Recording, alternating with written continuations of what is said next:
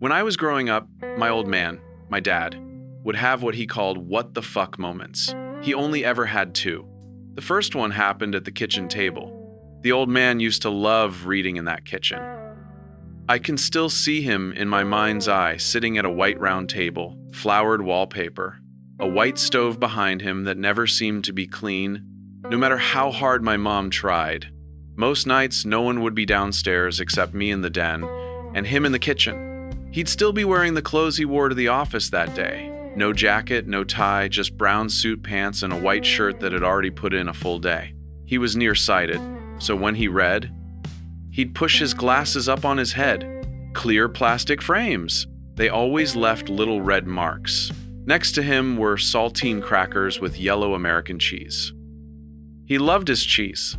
The whole room was lit by this round globe light hanging from the ceiling. It lit everything. There was nowhere to hide in that kitchen. I remember watching him read Popular Mechanics magazine one night. He was a faithful subscriber, scoured every monthly issue, but tonight he was quiet. Too quiet. He stopped chewing, looked at the page, studying it. I leaned over to watch him in that kitchen. I saw him scribbling something in the magazine, nodding his head.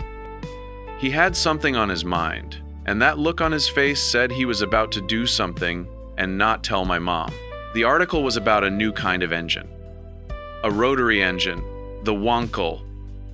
It said it had fewer moving parts, it ran smoother, it didn't roar, it hummed. And Mazda was betting everything on it. $2,500. That's what he put in.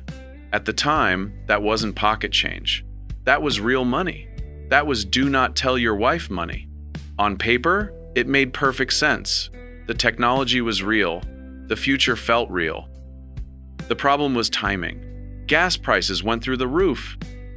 And it turned out those smooth, humming rotary engines drank fuel like it was free. Sales dropped. Mazda dropped most of the Wankel models, and my old man's stock dropped right along with them. After all that, he never really talked about it. Not directly. But every once in a while, he'd look at something new, something exciting, and say, "Yeah, well, timing's everything." That was his first, "What the fuck" moment.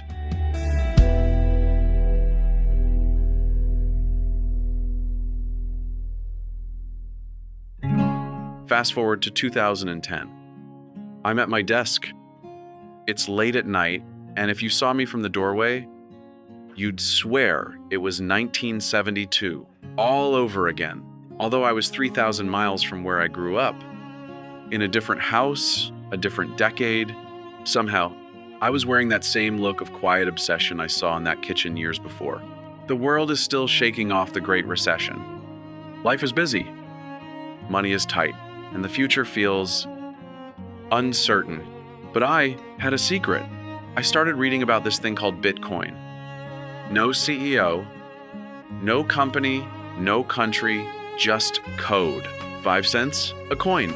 The first thing that came to my mind about this was, people online are either whispering about it or laughing at it.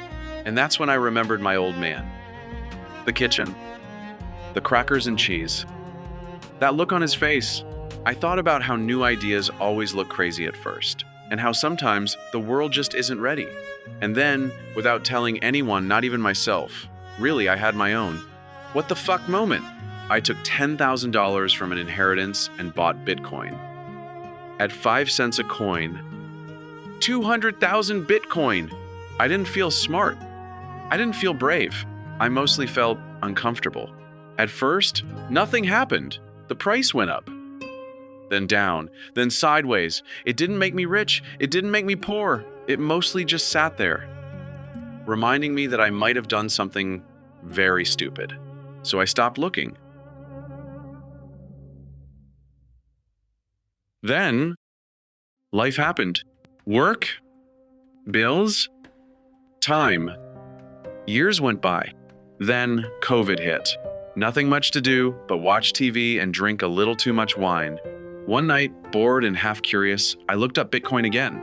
It had been a long time since I'd actually looked at it. $25,000 per coin. I did the math 3 times because the first 2 times felt irresponsible. 200,000 Bitcoin. $5 billion. I just sat there, staring. And that's when it hit me. I didn't remember the password. I remembered having one. I remembered being very confident at the time. I remembered thinking, there's no way I'll ever forget this. I did not remember what it was. I tore through drawers, old notebooks, hard drives that whined like they were annoyed to be awake. Nothing. $5 billion. Gone. Not stolen. Not hacked. Just locked. Somewhere out there on the blockchain, my fortune still exists. Perfectly intact. Untouchable. Like a museum exhibit no one can open. Sometimes I think about my old man. About that kitchen, that magazine, and I realize something. We both saw the future. He was too early. I was too late. Timing really is everything. And those were the 2 what the fuck moments.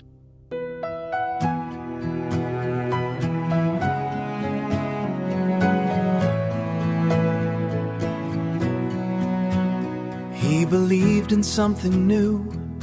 Under a single light, pages turning in the dark, chasing what felt right.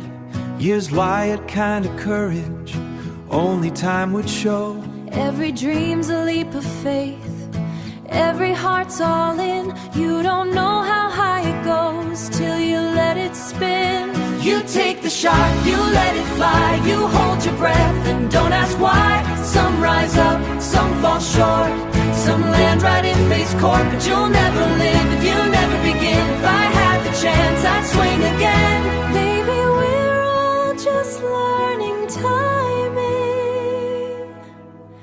Maybe that's the cost of hope. You take the shot, you let it fly, you risk the fall, you risk the climb. You win, you lose, you still step in. That's how a life begins.